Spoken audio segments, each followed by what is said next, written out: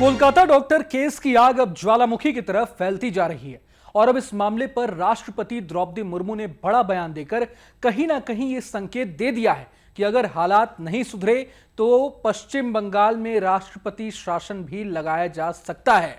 तो क्या यह मान लिया जाए कि ममता बनर्जी की सरकार पर ग्रहण लगना तय है? और अगर वेस्ट बंगाल में प्रेसिडेंट रूल लागू होता है तो इसका देश की सियासत पर कितना बड़ा असर पड़ सकता है?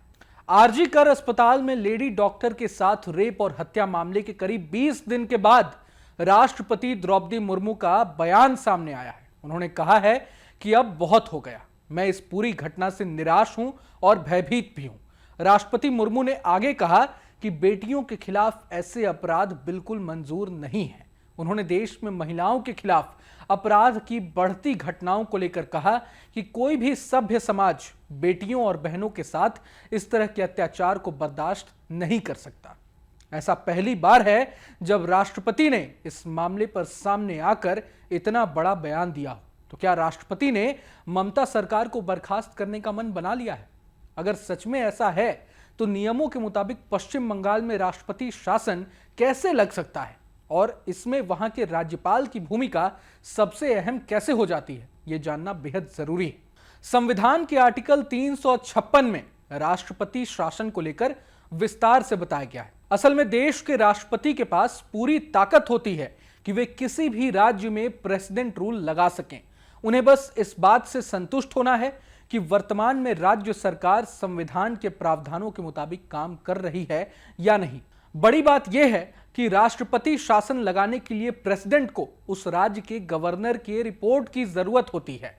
राज्यपाल की रिपोर्ट के आधार पर राष्ट्रपति शासन लगाया जा सकता है। बता दें कि हाल ही में पश्चिम बंगाल के गवर्नर सीवी आनंद बोस ने अपने एक बयान में कहा था कि राज्य में लोकतंत्र खत्म हो गया है। उन्होंने सीएम ममता बनर्जी और पुलिस कमिश्नर से तुरंत अपने पद से इस्तीफा देने की भी मांग की थी।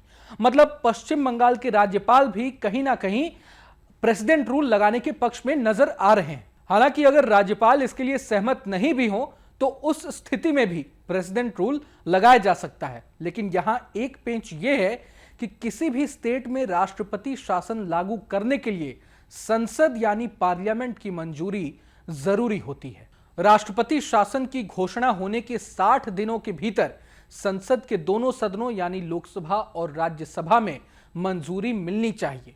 मंजूरी साधारण बहुमत से मिलनी चाहिए, तभी किसी भी राज्य सरकार को बर्खास्त करके उस स्टेट में प्रेसिडेंट रूल लगाया जा सकता है। चूंकि इस बार लोकसभा में तो एनडीए बहुमत में है ही, साथ ही साथ अब राज्यसभा में भी एनडीए ने बहुमत का आंकड़ा छू लिया है। ऐसे में ममता सरकार की बर्खास्तगी का रास्ता क्लियर नजर आ रहा है। हालांकि इस बात के लिए बीजेपी के सहयोगी दल उसका साथ देंगे या नहीं, यह बड़ा सवाल है। पूर्व प्रधानमंत्री इंदिरा गांधी ने सबसे ज्यादा बार अपने कार्यकाल में राष्ट्रपति शासन लगवाया था। इसी तरह नेहरू और अटल बिहारी वाजपेयी की सरकार के समय भी राष्ट्रपति शासन लग चुका है। एक आंकड़ा बताता है कि छत्तीसगढ़ और तेलंगाना को छोड़कर भारत के सभी राज्यों में प्रेसिडेंट रूल 123 बार लगाया जा चुका है, जिसमें केंद्र शासित प्रदेशों में 19 बार का लगाया जाना शामिल नहीं है। बिहार, उत्तर प्रदेश, पंजाब, जम्मू कश्मीर, ओडिशा, मणिपुर और केरल में सबसे अधिक बार सरकारें बर्खास्त की गई हैं। वहीं जानकारी के मुताबिक अब तक पश्चिम बंगाल में 1968 से 1977 के बीच 4 बार राष्ट्रपति शासन लगाया जा चुका है। अब यह भी जान लेते हैं कि अगर बंगाल में राष्ट्रपति शासन लगाया जाता है तो इसका कितना बड़ा असर देश की सियासत पर पड़ेगा। बता दें कि प्रेसिडेंट रूल लगने के बाद केंद्र सरकार राज्यपाल के कार्यालय के माध्यम से सीधे राज्य के प्रशासनिक व्यवस्था को कंट्रोल करेगी। नियमों के तहत शुरुआत में तो केवल 6 महीने के लिए राष्ट्रपति शासन लगाया जा सकता है, लेकिन इसके बाद हर 6 महीने पर संसद की स्वीकृति के जरिए लगातार 3 साल तक किसी भी स्टेट में प्रेसिडेंट रूल को बढ़ाया जा सकता है। हालांकि यदि राष्ट्रपति शासन लगाने का आधार अवैध और असंवैधानिक पाया गया तो कोर्ट के पास निलंबित या भंग राज्य सरकार को पुनर्जीवित करने का अधिकार होता है। कुल मिलाकर देखा जाए तो यह काम केंद्र सरकार के लिए इतना आसान भी नहीं है, खासकर इस वक्त जब बीजेपी अकेले बहुमत से दूर है। बहरहाल इस वीडियो पर आप क्या सोचते हैं हमें कमेंट बॉक्स में जरूर बताएं। मैं हूं रोहन शर्मा और आप देख रहे थे न्यूज नेशन। नमस्कार। न्यूज नेशन अब व्हाट्सएप पर खबरों के ताजा अपडेट के लिए न्यूज नेशन के इस क्यूआर कोड को स्कैन करें।